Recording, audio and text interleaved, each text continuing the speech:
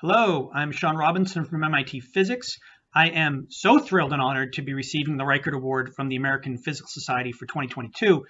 This was genuinely a surprise when I got the news. The past award recipients are all professional heroes of mine, people whose work I've studied to set a high bar for my own work.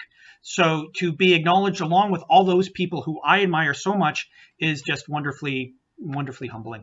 I'll admit to having occasionally daydreamed about this in the past, but I sincerely thought that any realistic story that included this kind of recognition would really be far in the future. So thank you. I want to thank the selection committee and my nominator, Professor Peter Fisher from MIT. Thank you. All of the colleagues and students I've worked with in Junior Lab over the years. Of course, all of the work being acknowledged here by this award has really all been carried out through you. So thank you. You're a strong part of what's being acknowledged here. I want to, of course, thank Barbara and Jonathan Reichert for shepherding this award into existence with the APS. Barbara and Jonathan have been central to our field of advanced laboratory instruction in physics coming together as a professional community, a strong professional community, and a subfield within physics in the past couple of decades. I would not have been able to do the work that I've done without that professional community and without the Reichert's strong support behind it from the very beginning. So again, thank you all very much.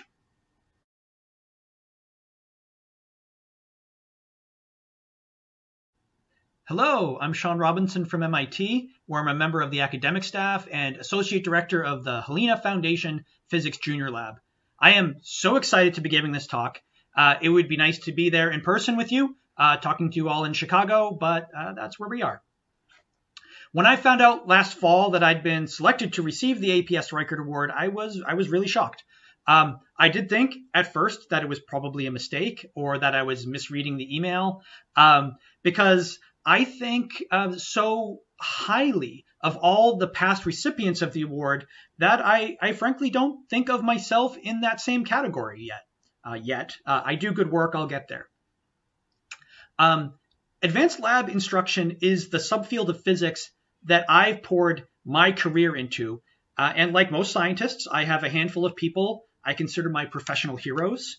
That group of people largely coincides with the list of Reichert Award recipients, or else a small number of very obvious future award recipients.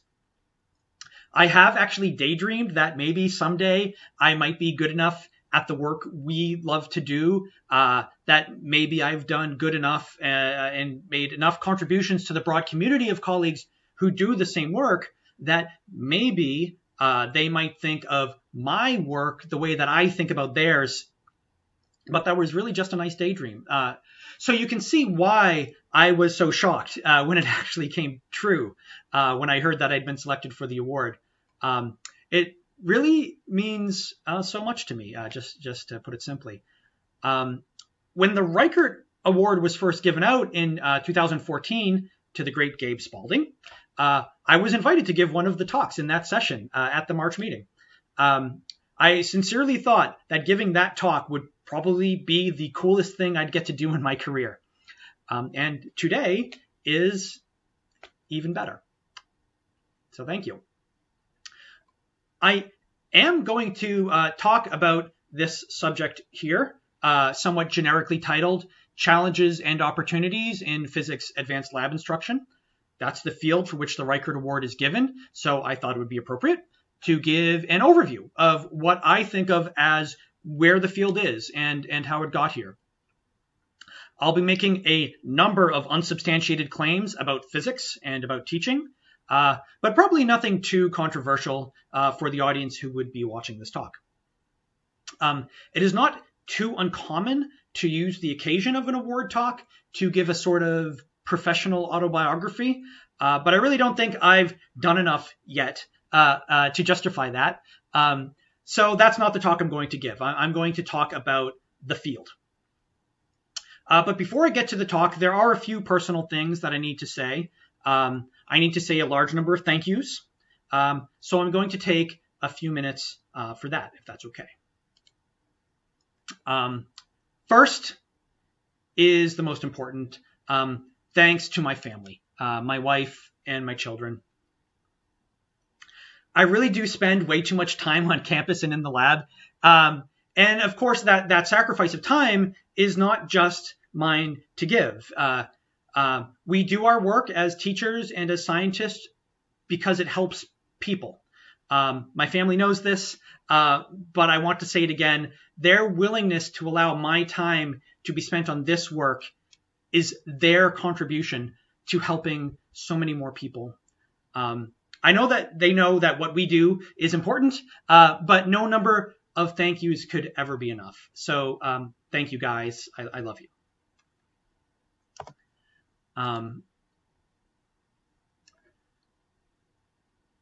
Next on the list is all of the students and colleagues I've taught with in Junior Lab over the years. All of the work being recognized by this award is all work carried out by other people, mostly students, very difficult work. So all of you over the years, if you're watching this talk today in Chicago or watching the recording sometime in the future, please know that I think of you often. And I thank you so much for all that you've done to make our work better for every student and teacher who came after you. I need to thank the broader community beyond just my colleagues at MIT, the community of advanced lab instructors, mostly centered around ALPHA, the Advanced Lab Physics Association. I am currently the treasurer of ALPHA. ALPHA has been in existence for a number of years that I would say not coincidentally roughly corresponds to the time period that is my career in teaching. I came back into teaching full-time from doing more administration earlier in my career because of the exposure to the emergence of ALPHA as an organization and the inspiring work I saw so many other people doing there. I would not have done anything in advanced lab instruction without this broader community and without how well they coordinate and cooperate and share. So thank you to all the other advanced lab instructors around the world, whether they're members of ALPHA or not, although you should be, and you should remember to pay your membership dues. There's one more last important thank you. Thank you to Barbara and Jonathan Reichert, who shepherded this award into an existence with the APS. The full name of the award is, of course, the Jonathan F. Reichert and Barbara Wolf Reichert Award for Excellence in Advanced Laboratory Instruction. Barbara and Jonathan, for those who don't know, were key players, really central to the advanced lab community coming together as a field, as a professional community in a subfield of physics, and really becoming coherent as a field and helping ALPHA get started. They were really everything from cheerleader to advocate to provocateur to patron to steward, whatever needed to be done at the time it needed to happen. Their contributions have been so important to not only my career, but to so many other people's careers as well. So Barbara and Jonathan, thank you so much, not only for helping the award coming into existence, for which I am so grateful, but also everything else you've done for advanced lab instruction around the world. Now, I am going to give an actual talk today, so moving on. First, just an abstract formally for the recording. Here's what I'm actually going to discuss today. We've already completed part 1, so thanks again. What the abstract said was that first I'm going to discuss the role of advanced lab instruction within physics as a profession, and then reflect on how we got to where we are today. As I said before, this is mostly a broad overview, not an in-depth analysis. I don't think anything I say will really be all too controversial. So a good place to start in discussing the role of advanced labs within physics is to ask the question, what is the goal of such courses? What are they trying to achieve?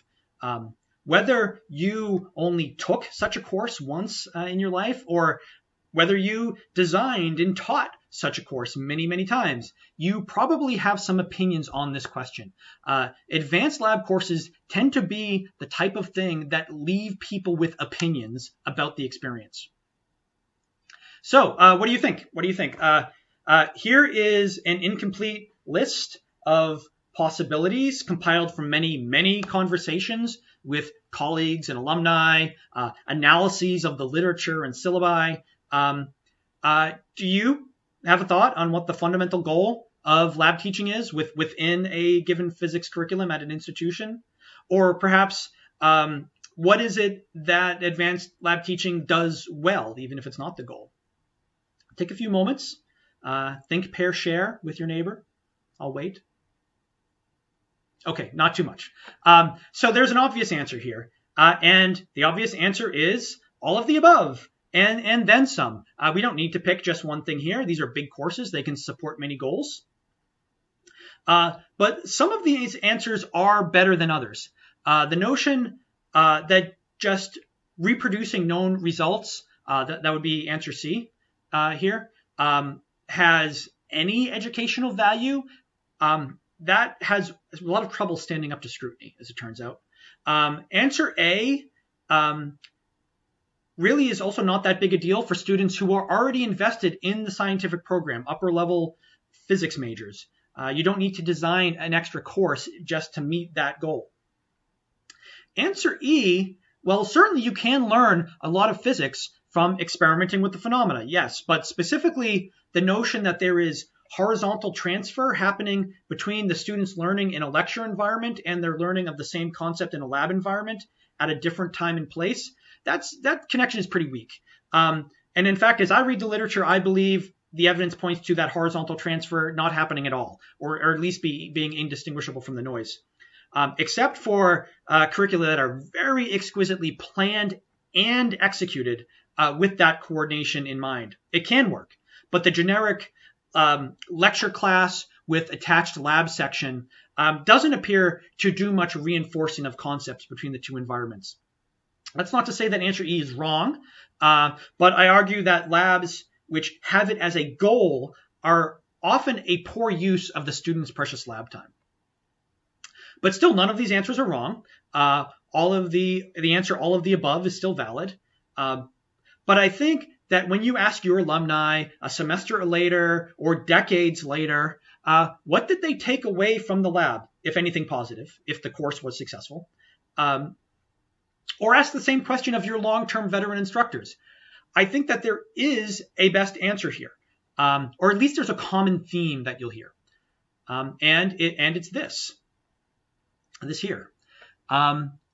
Across a degree program, students learn a lot of physics.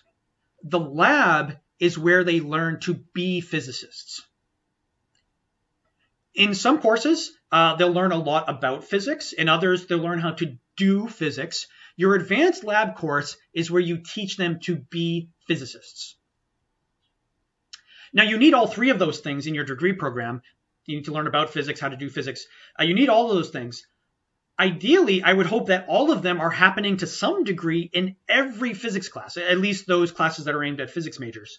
But the lab teaching environment is especially conducive to this internal transformation, which involves lots of tacit knowledge gains, attitudes, self-efficacy, modes of communication and collaboration, and most of all, a sense of identity as a scientist, not just as a student who is taking science classes. If you can achieve that transformation in a semester or two, you have succeeded as a physics teacher. Again, this is not unique to lab teaching necessarily. It can happen, say, in an especially good research project or thesis, not all, but for example, that could happen there. But in the advanced lab course, you have the opportunity to instruct people deliberately towards these goals.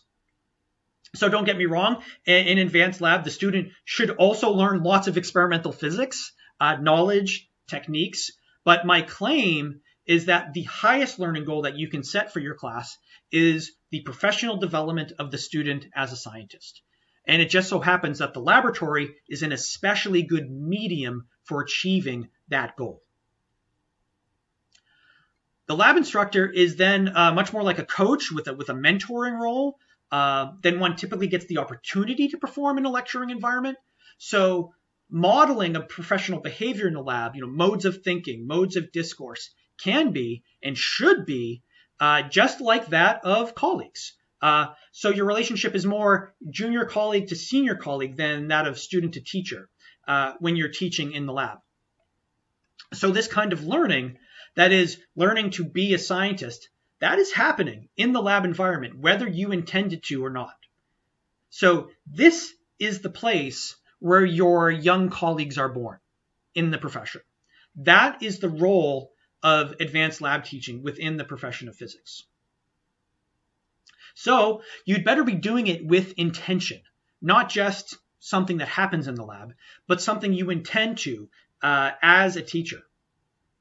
So in our course at MIT, Junior Lab as it's called, this is something our students would tell us that they valued about what we do. But it would always be mixed in with stories of, we shall call it, needless suffering, struggle that didn't contribute to learning. And of course, we would observe this difficulty directly ourselves as teachers, watching students flail on certain aspects of the course. Now, physics is hard. I don't think making physics easy should be the teacher's goal. There should be struggle.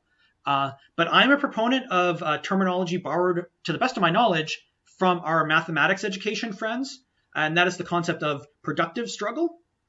I want our students to work hard. Our students are the type of person who want to work hard, but we both want that work to be productive. We want as much time as possible spent in the lab to be spent learning. And teaching a complex lab course is also hard.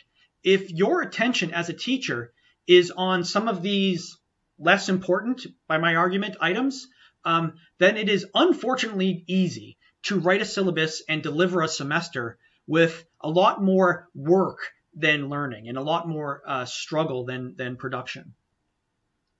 So in our course, more than 10 years ago now, we made the choice to focus on productive struggle as an organizing principle, along with professional development of the student as a scientist, and then build the course around that. I'm not going to describe our course design or the specific interventions or the structures that we used. I've given other talks on that. But I will say that we did not have to make enormous changes to the course to achieve this. Our colleagues who'd been teaching Junior Lab for decades before us, who'd built up the massive physical and intellectual capital that we use to execute each semester of the lab, they were doing a lot of things right. They were not stupid people. And far from thoughtless or uncaring teachers. We have brought forward the majority of their legacy into the modern course. Alumni and instructors from previous eras still recognize a lot of what we do in the lab. What our team has done is more of an annealing process.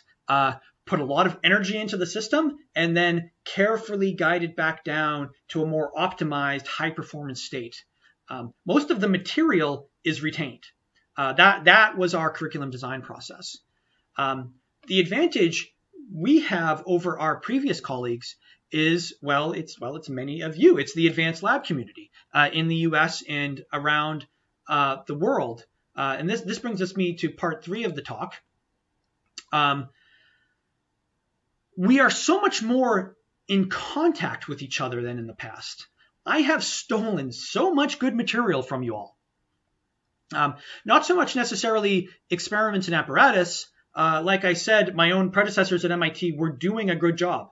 But your ideas, your principles, and those only came out because we were together, meeting each other and discovering, even though we just met, a broad spectrum of shared values as educators, shared perspectives, which sometimes wasn't always 100% aligned with our colleagues at our home institutions, who didn't necessarily have experience with the extra dimensions of lab teaching.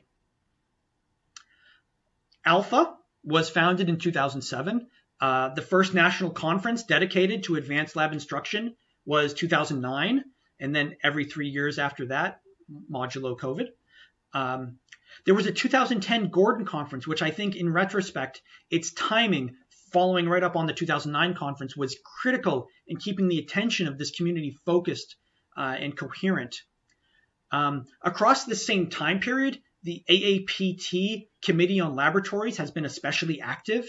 The committee's 2014 report on recommendations for the undergraduate physics lab curriculum has been very influential, remains a touchstone for the field, and a model that's been followed by other communities within science education. There is much more that could be said about this point, about the state of things and its history. I've found in preparing this talk that any branch point I decide to take at this point in the story takes a minimum amount of time that is much more than the time we have left. So I want to bring the talk to a close, again, with the overall theme here of thanks. Thank you all so much. I wanted to put all the thank yous, of course, at the beginning of the talk, because that's where you put the important stuff you want people to pay attention to when they're all still listening. But people do also perk up again at the last slide.